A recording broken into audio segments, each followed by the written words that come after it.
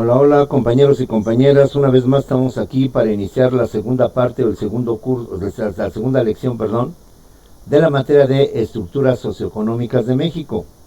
Y complementando va a ser el de países subdesarrollados y modelo de sustitución. Hagamos rápidamente un pequeño resumen.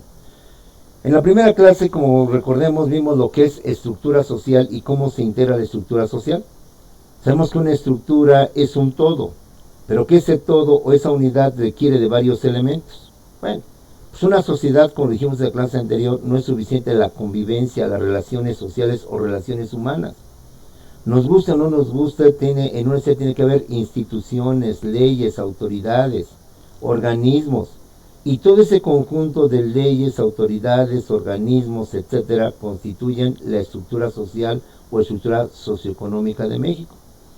De tal manera que la estructura social puede estar conformada por una estructura política, que son las autoridades, que son lo que vienen siendo las instituciones, que son los partidos políticos, y de esta manera, a través de ellos o por medio de ellos, vivir en convivencia, vivir lo que viene siendo la sociedad.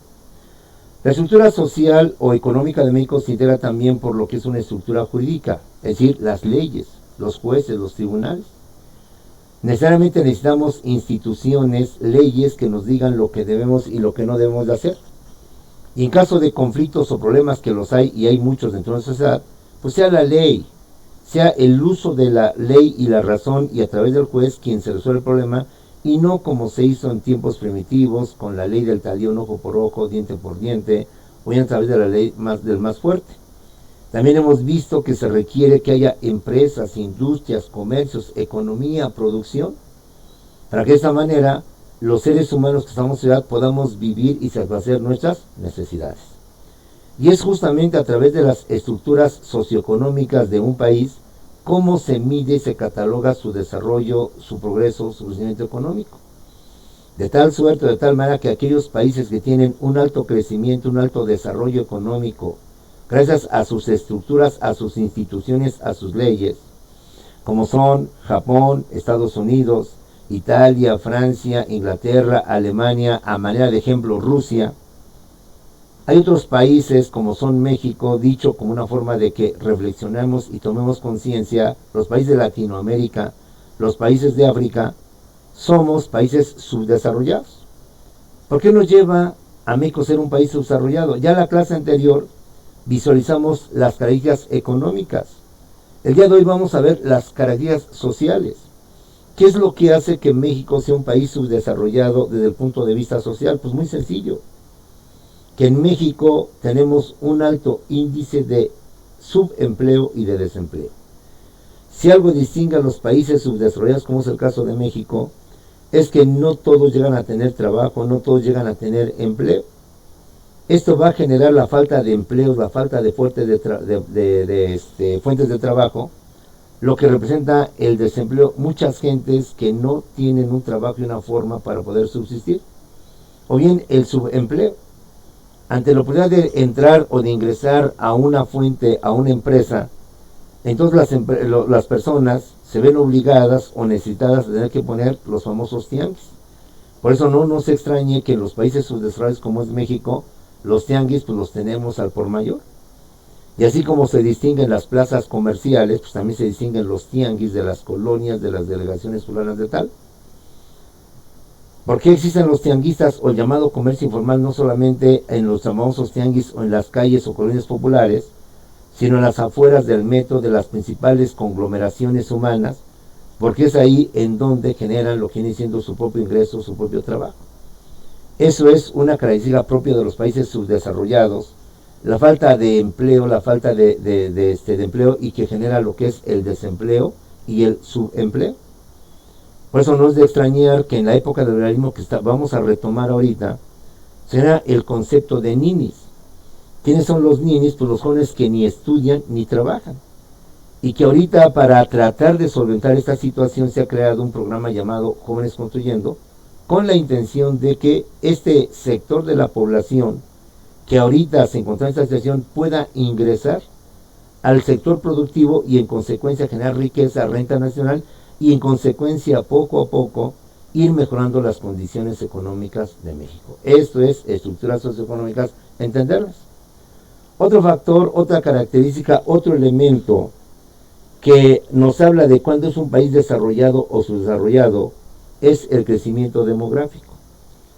Usted y yo sabemos, estamos conscientes que México es un país que crece demográficamente, poblacionalmente a grandes cantidades. Vemos los tianguis infestos de gente, vemos las avenidas, las calles, pero completamente saturadas. Somos muchísimos mexicanos y esto es un reflejo de nuestro subdesarrollo, compañeros. Pongamos un cuadro comparativo para que más o menos visualizamos lo que significa el crecimiento desproporcional que ha tenido México, ¿sí? En la época de la transición del porfiriato, según estadísticas 1911, el promedio es que en aquella época, 1911, siglo pasado, siglo XX, había 15 millones de mexicanos, 15 millones. Después de 100 años, estamos en el año 2020, arriba de 100 años, pero son 100 añitos, ya México tiene una población más o menos de arriba de 100 millones, de 105, 120 millones de mexicanos.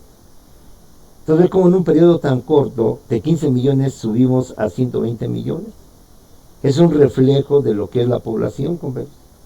Hoy la mancha urbana, como se le conoce a la urbanización, está por doquier, compañeros. A las raíces de la Ciudad de México, ya no solamente es Naucalpan, ya no solamente es Texcoco o Nezahualcóyotl. Ya por donde vayamos de la Ciudad de México, ya todo es una mancha urbana. Ya todo es unidades habitacionales, condóminos o condominios por doquier. El reflejo justamente de lo que es el crecimiento demográfico que se da en lo que viene siendo nuestro país, compañeros. A eso agrégale que según estadísticas, en Estados Unidos hay 5 millones de mexicanos. Entonces, imagínate la tasa de natalidad que tenemos de forma diaria y de forma constante. Ustedes mismos, como estudiantes que han estado a veces en secundaria o en preparatoria, han visto, bueno, están ustedes tratando de dar sus estudios y lo van a lograr. Ya jovencitas de 14, 15, 16 años salen con su embarazo. En cambio, en los países desarrollados, el índice de natalidad es muy bajo, es muy bajo.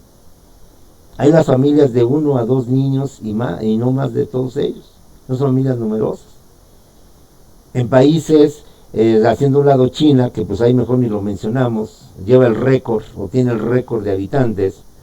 En países desarrollados, están viviendo un problema diferente a los subdesarrollados. La población en esos países se está haciendo vieja. Va a llegar un momento en que van a ser más viejos que jóvenes o que niños que en los países como Alemania, como Italia y como Francia. En consecuencia, como ver, también traen sus consecuencias. Pero bueno, como país subdesarrollado, y de eso tú y yo estamos conscientes, compañeros, nuestro país tiene una tasa de natalidad muy grande y tiene por tanto un crecimiento demográfico, pero pues vuelvo a lo mismo, lo vemos en avenidas, en tráfico, en horas pico de transporte, eso está muy canijo. Eso es un reflejo de un país subdesarrollado. Otra característica, compañeros, que creo que nada más con decirlo se entiende, pero pues no está por demás explicarlo, es la inseguridad y la desigualdad social. Si en los últimos años se ha distinguido México es por su inseguridad, asesinatos, robos, violaciones, secuestros, extorsiones, el crecimiento de las bandas criminales, no solamente de narcotraficantes, sino de extorsionadores, sino gente dedicada a ciertas actividades como son el secuestro, etcétera, etcétera. Y sabemos que ahora México padece ese problema de años atrás y que se ha venido profundizando y ampliando en cuanto a la ciudad del transporte público, inseguridad en cuanto a las calles, en cuanto a los centros comerciales, etcétera, etcétera. Si algo ha distinguido a los noticieros, si es que usted ve noticieros, que espero que así sea, es que nunca falta ya la nota roja. Y a veces que inclusive la primer noticia son notas rojas, que asesinatos, que secuestros, que balaceras, etcétera. Entonces eso es algo. Si bien es cierto, en Estados Unidos también ha habido balaceras, pero son esporádicas, tampoco justifica, pero más o menos hagamos un comparativo. Si en Estados Unidos de repente un loco o una persona mal se llena de armas, compra armas que es fácil adquirirlas y empieza a tirar a sin ton ni son y a matar a cuanta gente pueda haber. Pero los niveles como se dan aquí en México, digo, tampoco están diciendo que es bueno lo que está pasando en Estados Unidos, no, pero no se da como se da aquí en México. Si usted ve las estadísticas que en el periódico o bien en la televisión salen constantemente de que hoy el mes de marzo fue el más violento, no, que ahora el mes de abril fue el más violento que el del año pasado, que ahora llegamos, etcétera, etcétera, nos damos cuenta de esa problemática. Eso es la desigualdad social. México tiene una enorme desigualdad social. México tiene todavía un problema muy fuerte en cuanto a que no todos vivimos a un mismo nivel económico. Y un país desarrollado tiene todo lo opuesto hacia nosotros. Lo vemos desde el punto de vista que todavía existen las famosas etnias en nuestro país. Los tzotziles, los centales, los mazahuas, los tarahumaras en Chihuahua. Lo cual no es malo porque son etnias sociales, pero si las comparamos con nosotros, pues sí, hay una desigualdad enorme en todos los aspectos, social, económica, política, etcétera, etcétera. Es un problema que socialmente debemos de acabar con ello para que podamos pasar a ser un país desarrollado, un país con características, ¿sale? Otro aspecto también social en cuanto a los países subdesarrollados es lo que viene siendo la violación constante de los derechos humanos. De ahí en fuera, de ahí que, como tú bien sabes, hoy está muy en boga la Comisión Nacional de Derechos Humanos, la Comisión Internacional de Derechos Humanos, la Comisión de Derechos Humanos del Estado de México, etcétera, etcétera, porque es una constante violación a lo que vienen siendo derechos humanos. Y no se diga en cuanto a lo que viene siendo, o de forma paralela a lo que viene siendo la famosa inseguridad. Otro aspecto muy importante, como son la deficiencia en los servicios educativos y de salud. Si algo ha distinguido nuestros sistemas de salud es que no hay medicinas. Muchas veces cuando tenemos un enfermo en una clínica del seguro o del ISSSTE, el mismo seguro nos dice, mire, ¿sabe qué? Mejor vaya usted y compre esta medicina, porque ahorita no la tenemos, está en desabasto, y no podemos dar, y su paciente o su enfermo sí requiere esta medicina. Y por razones y en aras de que nuestro enfermito se nos cure, pues vamos y compramos la medicina por fuera, cuando supone que eso no debe de ser. Algo que me ha sorprendido y que espero usted no haya visto estas amargas experiencias, es que el doctor pues le manda a hacer una radiografía, le manda a hacer unos estudios, justamente para corroborar o comprobar su diagnóstico. Y cuando el derechohabiente va al seguro a sacar su cita para su análisis o su tomografía o radiografía, el seguro le dice, ¿sabes qué? Sí, te doy tu cita, pero hasta dentro de 3 meses. En 3 meses pueden pasar muchas cosas. Entonces yo no puedo estar esperando a que me hagan mi examen, mis estudios y luego me den resultados. Entonces eso habla de la deficiencia en los servicios de salud. No se digan los educativos, pero esto los manejo con otro aspecto de los países desarrollados en el aspecto social. El bajo nivel cultural que existe en un país subdesarrollado, compañeros. Y sin ánimo de mal hablar de nosotros, esto se refleja en los exámenes de ingreso a la UNAM y de ingreso al Politécnico y de ingreso al CONIPEMS, compañeros. Los exámenes que te he mencionado son exámenes de cultura, geografía, física, química, biología, historia. Son cultura general porque la educación primaria, la educación secundaria y parte de la educación de preparatoria de nuestro sistema va encaminada a ese fin, a generar cultura en las personas. Y todas las materias que te mencioné hace rato son la intención de generar cultura en la persona. El examen del Poli y de la UNAM es 100% un examen cultural, de conocimientos basados en las materias que llevamos en los niveles anteriores. Y la UNAM reporta que cada año deja fuera a más de 100,000 jóvenes, independientemente de la falta del cupo, de lo que tú quieras. Porque una cosa es que no hay cupo y otra cosa es decir que a pesar de que los jóvenes pasaron su examen, resulta que es insuficiente poder darles cabida a todos. Ahí la UNAM y el gobierno tiene justificación para rechazar a más de 100, porque no cubrieron el mínimo de aciertos de 70, de 80 o de 100, salvo medicina. Creo que ahí sí te piden los 130 o los 120 aciertos. El Poli rechaza a más de 50,000 jóvenes. Eso es reflejo claro de nuestro bajo nivel cultural. Si usted ha sido acuicioso, cuando un joven de CONIPEMS o un joven de universidad logra hacer y contestar un examen perfecto sin ningún error, lo entrevistan en la televisión, todos los canales. Estamos en la casa del joven que cumplió y en el comisión sacó el examen perfecto con todo. Entonces eso es también un reflejo de lo que significa el atraso y la deficiencia en los servicios educativos. Bueno, ahí tenemos por tanto los índices, por hecho las medidas que determinan que socialmente que México es un país subdesarrollado. Pero aparte de las características económicas ya vimos y las características sociales, también las características políticas. ¿Por qué económicamente México es considerado un país subdesarrollado? Por su alto nivel de corrupción. Lamentablemente la corrupción no solamente es un delito, es algo oprobioso o negativo, sino algo que se refleja en el subdesarrollo de un país. Y si algo distingue a México, pues lamentablemente es la corrupción. Corrupción obviamente que se da en los altos niveles del gobierno, donde muchos gobernantes o gobernadores salen, pero como decimos aquí, hinchados de billetes de dinero, y que son pocos los políticos que logran ser detenidos. Porque la política en nuestro país es vista como eso, como un negocio, como un acto de corrupción, en donde el funcionario, en donde el político lo es, pero para sus intereses personales. Pero también hablemos de que pues en México ya tenemos esa costumbre.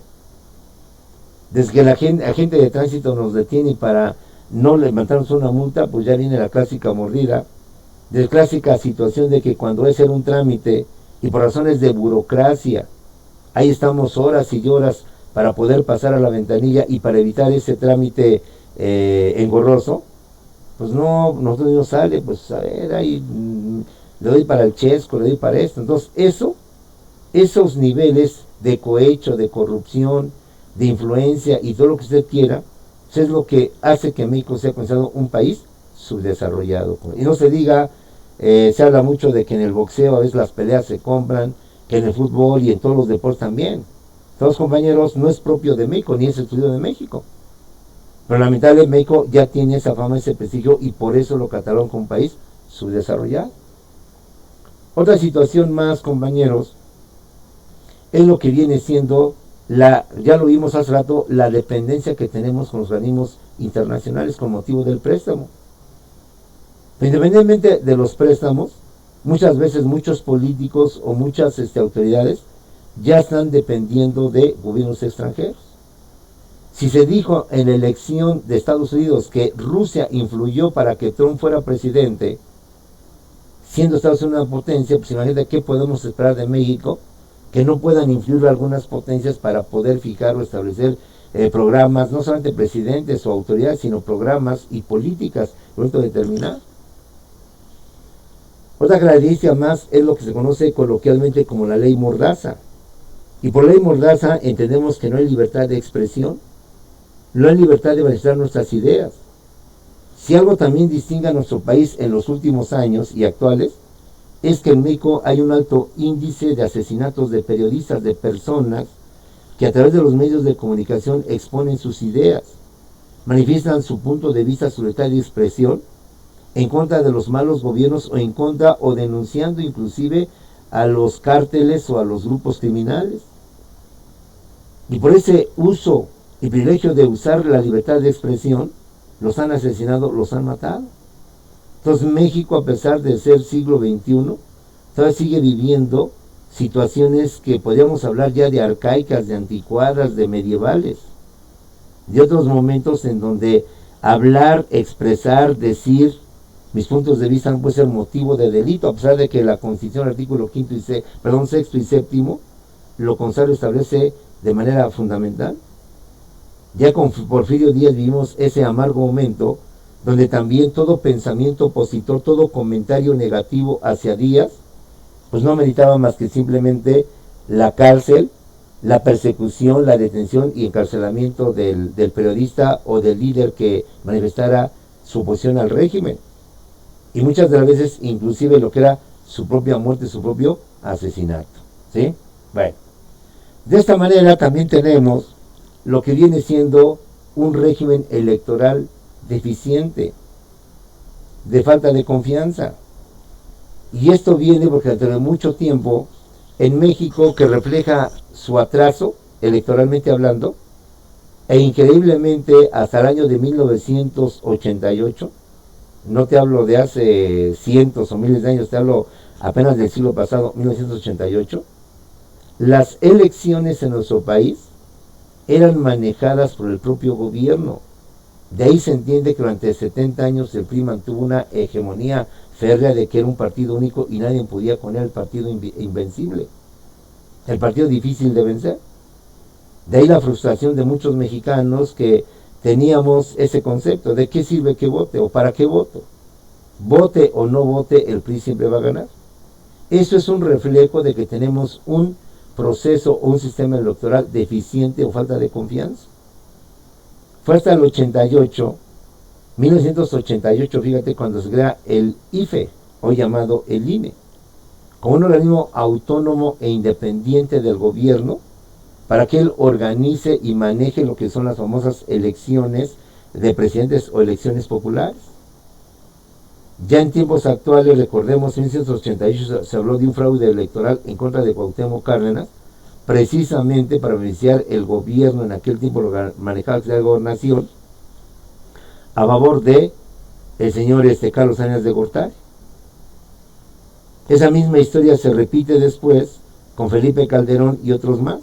Entonces, ese tipo de problemas que se presentan, de problemas electorales, de que sí ganó, no ganó, de que al menos hay la desconfianza, independiente de la politiquería.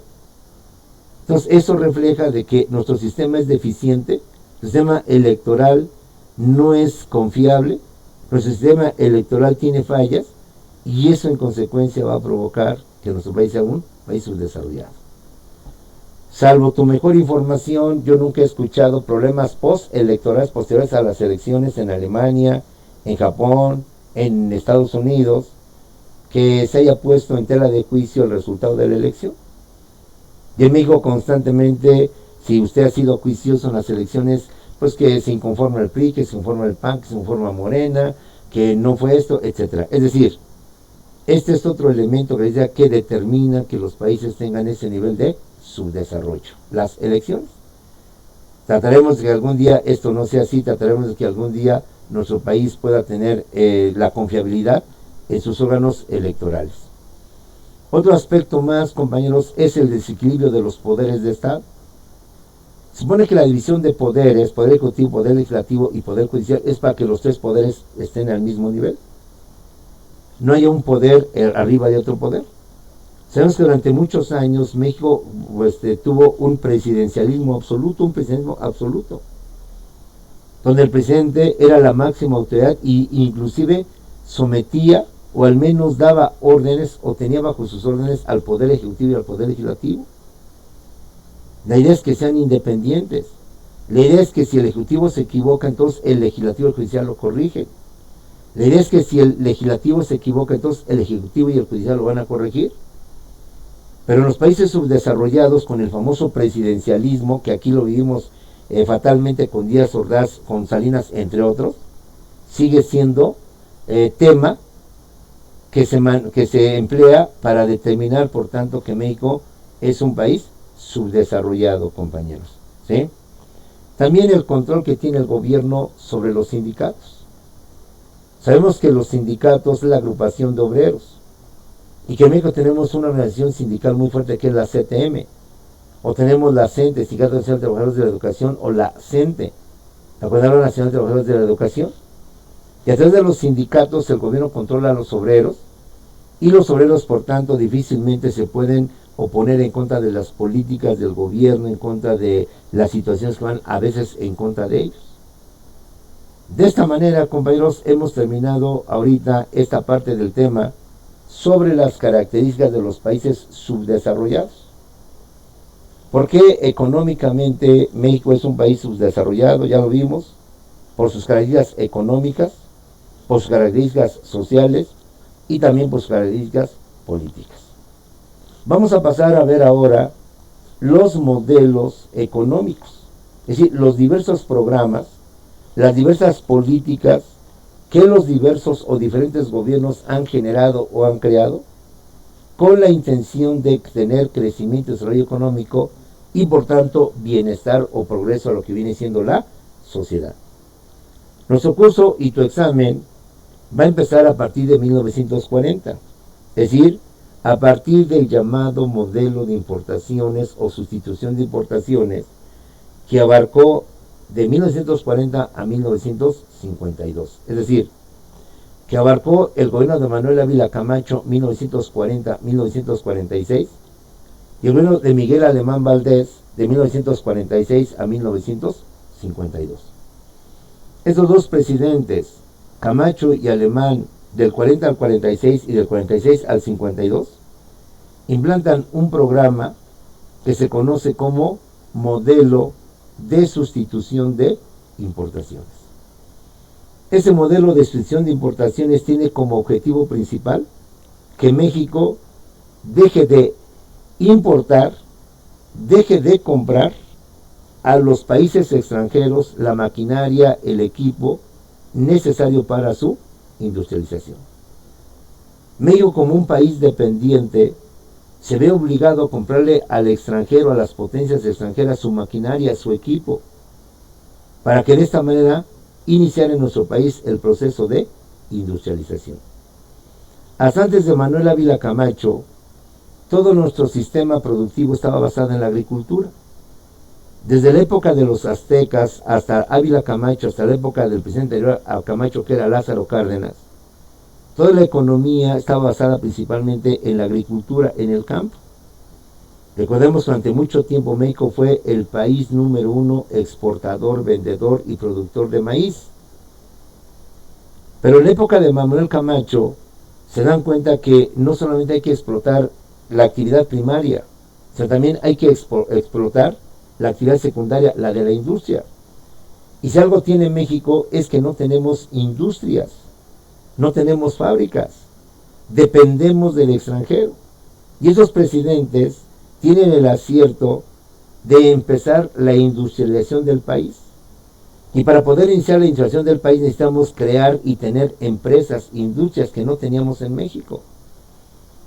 Y para no seguir dependiendo del extranjero y no seguir comprando la maquinaria, el equipo pesado, los bienes de capital como se le conoce a los países extranjeros, México decide crear y construir y fabricar, mejor dicho, las propias máquinas, equipo pesado que se necesita en nuestro país, compañeros.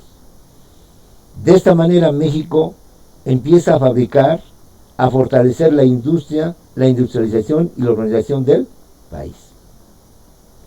De esta manera México impulsa su mercado interno, su producción interna y su inserción en la economía mundial. Pues dejamos de ser un país meramente comprador y también ahora nos dedicamos a ser un país exportador de bienes de capital. Lo más increíble con estos dos presidentes, Manuel Ávila Camacho y Miguel Alemán Valdés, es que el Producto Interno Bruto, dicho de otra manera más coloquial, la economía de nuestro país, logra a una producción del 5.7% anual. Es decir, dicen los economistas, redondeando del 6% anual.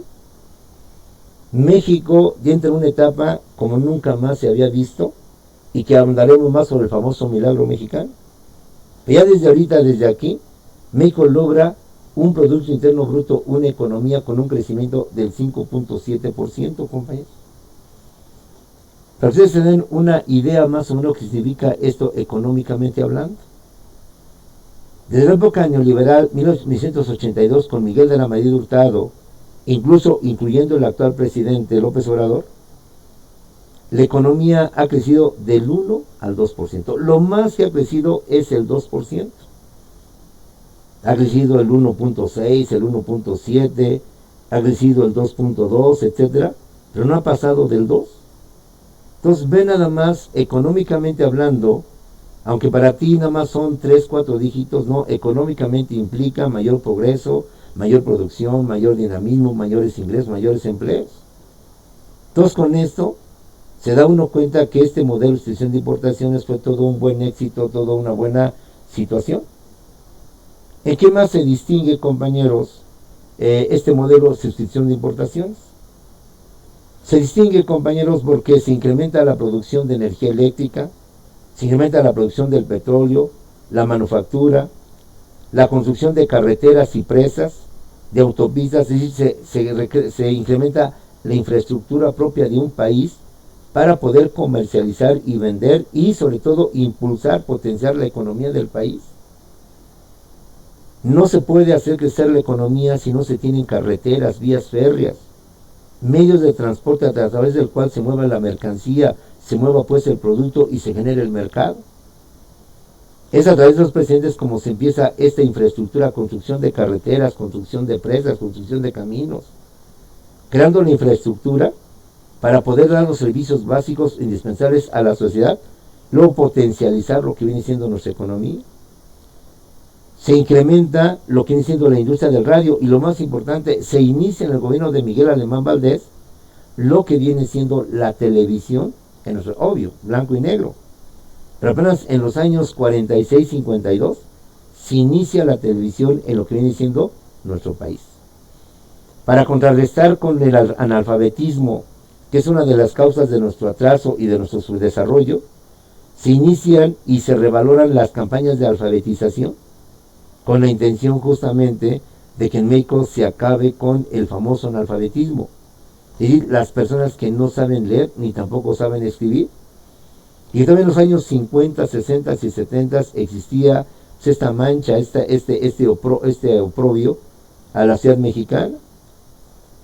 Típica la frase que en aquel tiempo se decía: están tan brutos que no conocen la O ni por lo redondo, que no distinguen la O, pues ni la O ni por lo redondo, compañeros. De esta manera el Estado interviene en la economía como planeador, como coordinador, promotor y regulador de la política económica. Es decir, el Estado, su aspecto de intervencionismo económico no solamente se limita a autorizar, permitir y demás, sino que el Estado planea, coordina, promueve y regula la política económica del país para lograr lo que hemos mencionado, el 5.7%. Y no solo eso, los beneficios se traducen y se llevan a cabo en todo lo que viene siendo la población, compañeros. Hablemos pues ya de lo general que fue este modelo sustitución de importaciones. Hablemos ahora de lo particular de cada uno de ellos. Manuel Ávila Camacho inicia este modelo, inicia este proyecto, que como hemos visto a la postre fue benéfico para el país. Pero Manuel Ávila Camacho supo aprovechar el momento en que se vivía. Porque en aquel tiempo, recuerda, Camacho fue presidente del 40 al 46. En ese momento el mundo estaba en la Segunda Guerra Mundial, 1939-1945. Y aunque Estados Unidos no había participado al inicio, Estados Unidos se ve obligado a entrar a la Segunda Guerra Mundial cuando Japón, de forma equivocada, de forma cobarde, ataca una base militar allí en las Islas Hawái, en el Pacífico de Pearl Harbor, y obliga a que Estados Unidos se meta a la guerra. Esto hace que Estados Unidos se vea en imperiosa necesidad de que le surtan bienes materiales para solventar esa guerra. Y quien puede proporcionarle esa materia prima o esos insumos para la Segunda Guerra Mundial es México. De tal manera que México firma con Estados Unidos un acuerdo en donde Estados Unidos se compromete a venderle los productos necesarios para su industrialización. Estados Unidos decide a México darle toda lo que es la maquinaria, el equipo pesado, toda la tecnología de aquel tiempo para que México inicie su proceso de industrialización. A cambio de ello, México se ofrece a venderle todos los materiales estratégicos que necesita para la Segunda Guerra Mundial. De esta manera, Manuel Ávila Camacho sabe aprovechar el momento, lo sabe manejar sutilmente, y inicia México su progreso de industrialización. También cabe mencionar que con Manuel Ávila Camacho, compañeros, se establece el servicio militar obligatorio, precisamente porque México después participa en la guerra con el Escuadrón 601 para ser parte de los aliados de Estados Unidos, Francia, Inglaterra, en contra del eje neofascista de Alemania, de Hitler, Italia de Mussolini y Japón con el emperador Hirohito. Bueno, eso es en cuanto a lo más trascendental o más importante del gobierno de Manuel Ávila Camacho. El presidente que le sucede es Miguel Alemán Valdés, 1946 y 1952.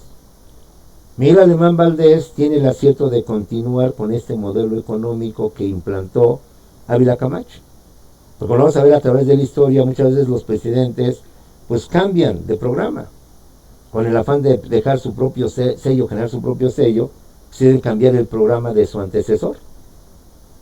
Pero Miguel Alemán Valdés decide continuar con ese proceso de industrialización. Y no solo eso, sino que además establece medidas proteccionistas a favor de la industria mexicana. ¿Qué es? Medidas proteccionistas es que crea impuestos, aranceles a los productos extranjeros que vienen a competir con los productos mexicanos. Y una política proteccionista es eso. Muchas veces, porque sea verdad o por malinchismo, siempre decimos que el producto extranjero es de mayor calidad que el producto mexicano. Y por lo que sea, muchas veces los mexicanos somos propensos a preferir el producto extranjero antes que el producto mexicano. Si se permite eso, va a llegar el momento en que la industria mexicana quede completamente rebasada por la industria extranjera. Y el producto mexicano, por tanto, ya no se venda en relación con el producto extranjero. Para evitar este tipo de situaciones, los países deciden, por tanto, imponer aranceles, impuestos a los productos del extranjero que vienen a México. La idea, ¿cuál es? Que si yo le pongo un impuesto a un producto extranjero, entonces el producto extranjero va a estar más caro. Y eso va a hacer que entonces el producto mexicano sea más barato. Y en un momento determinado, como todos buenos mexicanos ahorradores y administradores de nuestra economía, se va a comprar un producto extranjero caro, que aunque tenga mayor calidad, pero al final lo que me importa es que satisfaga mi necesidad, pues mejor sigo comprando el producto mexicano. Miguel Alemán Valdés, por tanto, le da un mayor impulso a la economía mexicana, protegiendo al industrial mexicano, haciendo que el producto extranjero sea más caro y siga siendo preferido nuestro producto mexicano. De esta manera, Miguel Alemán Valdés impulsa y crea políticas de estímulos, de apoyos fiscales a las empresas. Es por eso que estos dos presidentes hacen mancuerna y logran, por tanto, crear infraestructura, construcción, carreteras, puentes, presas, todo lo necesario, como lo dijimos al principio, para impulsar justamente el crecimiento, el desarrollo, el progreso de México, generar trabajos, generar ingresos, generar pues una buena economía que, como dijimos, se reflejó en el 5.7% de la economía. Pero como todo proyecto, como toda buena disposición, pues tarde o temprano algo empieza a fallar, algo empieza a no funcionar correctamente. Y es justamente al final de Miguel Alemán Valdés, cuando este modelo pues llega a su máximo nivel, llega a su máxima oferta. Y al final de este modelo empieza a haber algunos problemas económicos, como son la inflación y la devaluación de la moneda. Es decir, el incremento de los precios, el incremento de los productos, y además que nuestra moneda pierde valor en relación precisamente con la moneda extranjera, con la moneda de Estados Unidos. Por lo que se hace necesario e indispensable buscar un nuevo modelo, una nueva forma, una nueva estructura, un nuevo cambio de fondo que nos permita seguir manejando y seguir progresando y seguir hacia adelante. De esta manera se cierra, compañeros, el famoso modelo de sustitución de importaciones de 1940 a 1952, con los gobiernos de Manuel Ávila Camacho y Miguel Alemán Valdés, que a la postre y en términos generales trajeron un gran beneficio, como nunca antes había crecido la economía, y a la fecha nunca ha crecido la economía como en aquel tiempo. Pero entre los problemas que presenta este modelo, al final va a dar lugar a otro modelo, el llamado modelo de desarrollo estabilizador, con Adolfo López Mateos y con Gustavo Díaz Ordaz, que junto con el modelo de sustitución de importaciones que ya vimos, van a generar el milagro mexicano. Y ya en la siguiente clase hablaremos del modelo de sustitución de importación, del modelo de desarrollo estabilizador y del modelo conocido como milagro mexicano. Los dejamos pues, compañeros, para que resuelvan su examen de autoevaluación. con el deseo de que lo vamos a lograr, lo vamos a hacer para tu certificación. Pues para eso estamos, para servirte. Y continuamos en la siguiente lección de estructuras socioeconómicas. Hasta luego, compañeros.